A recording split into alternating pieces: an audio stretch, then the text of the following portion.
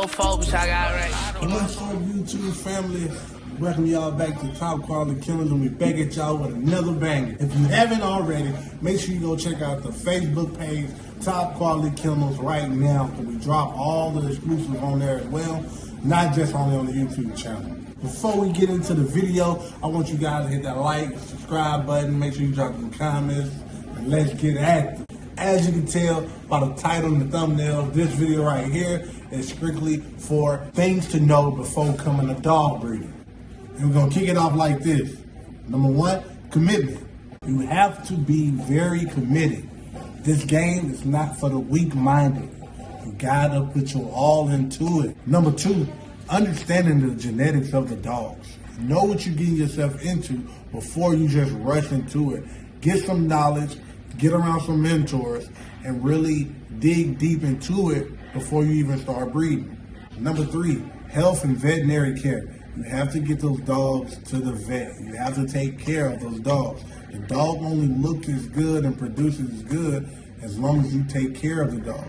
You can have the most expensive dog in the world, but it does not matter if you do not take care of the dog. Again, health, veterinary just pop-up checkups. Make sure they're not just deworming, but make sure they're deworming properly. Making sure their digestive system is also right as well. Making sure that the dogs, during the seasons, you might have a dog that coat might break out, so you might need to take that dog to the vet to get checked up. Take care of that dog. Take care of that animal, and that animal will take care of you. Number four, breeding laws and ethical standards. Okay, now let me break this down to y'all. You might stay in a city, or you might stay in the country. Wherever you stay, you have to be cautious of your surroundings to make sure that your animals is properly gated and not in other areas where they not belong, like in your neighbor's yard or down the road. Make sure you have the proper license. Make sure that you're in an area where you have not so many neighbors where it can unbenefit you in the long run. So make sure you have your LLC. Make sure you have your business cards. Make sure you have whatever you have that you need to provide, and just in case something happens.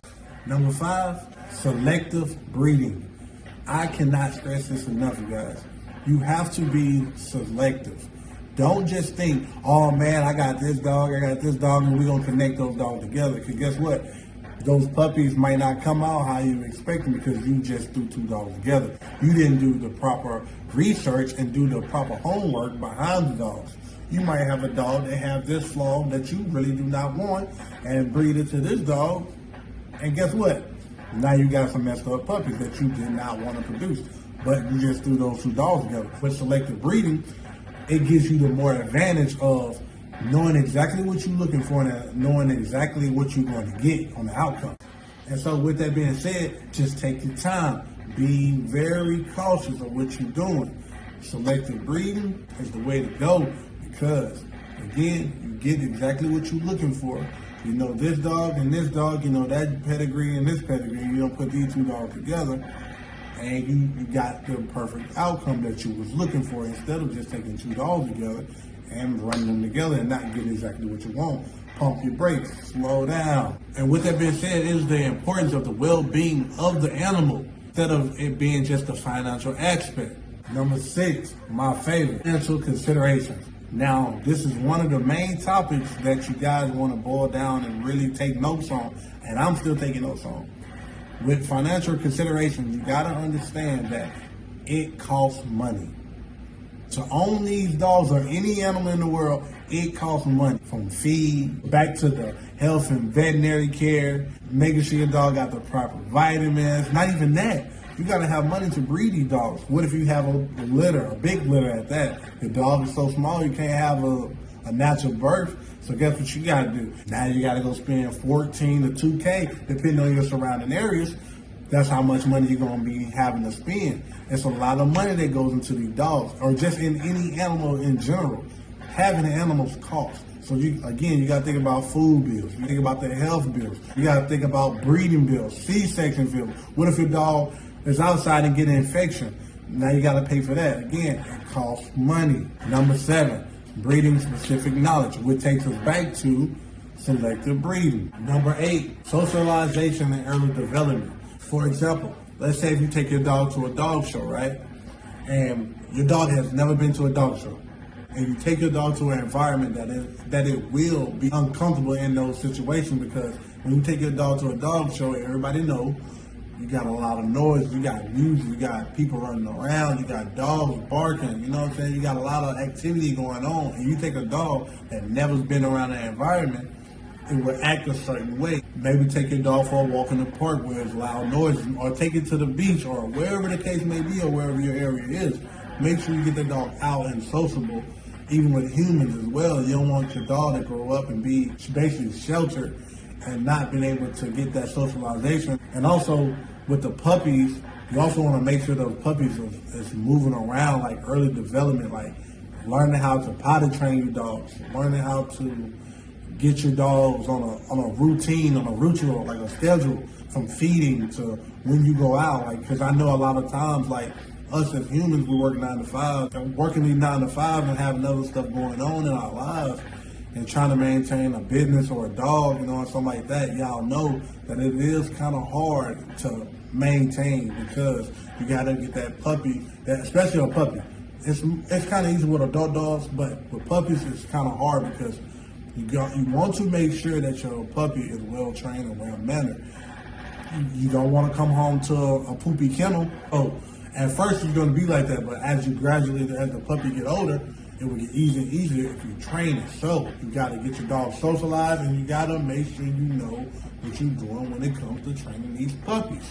And number 9, this is one of those topics right here where a lot of breeders really have to sit back and really do background checks on people. And that is finding good homes for these puppies, you guys, is really important, because we put so much time and effort and money behind these dogs that we don't want these dogs going to no home where the new owner cannot take care of them. So just say, like, just be able to know the affordables that comes with having a dog. Like, we got to be able to find the right owners. We got to be able to not so more or less do real background checks on like jobs, but these dogs are jobs, you know what I'm saying? So we really got to take that extra step, because if you can't afford to spend $2,500 on a dog, or you can't buy dog food to feed a dog, then you honestly, you shouldn't be having a dog.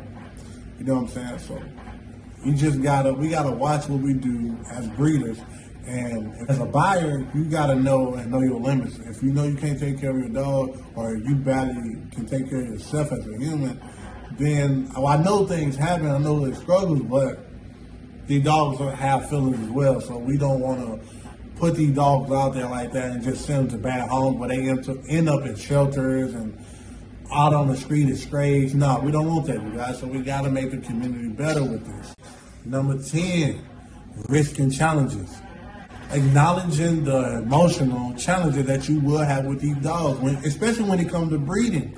Like, you might be real excited that your dog is pregnant. Like me, for instance, y'all go back and watch one of the last videos, I was so excited about Miss Pandora being pregnant. Then come and find out she had a false pregnancy. And I had to deal with that emotionally, because it was like one of those things, like, man, she didn't have no puppies. But then you also got the other side of it, like, what if you would have puppies, and the puppies would have came out with a birth defect, or you start having puppies die of faded puppy syndrome. Faded puppy syndrome. So it's like, it's a lot of emotions that come with it. Then you got the risk of breeding these dogs, like I said, at number 9. These dogs can end up in shelters, man. So it's a risk to it. Like, that's why a lot of breeders don't want to have big litters, because it's a risk. When we have these dogs, or just keep producing these dogs can go to shelters. These dogs can end up in strays, man. So it is risk to it. Or you might sell a person a dog, and they might go start fighting this dog in a fight ring or something. So it's some pros and cons to the dog game. Number 11, man. We almost to the end, y'all. Y'all just stay with me. Reputation and networking. Your face card is all you have. Your word is all you have. Just like Scarface.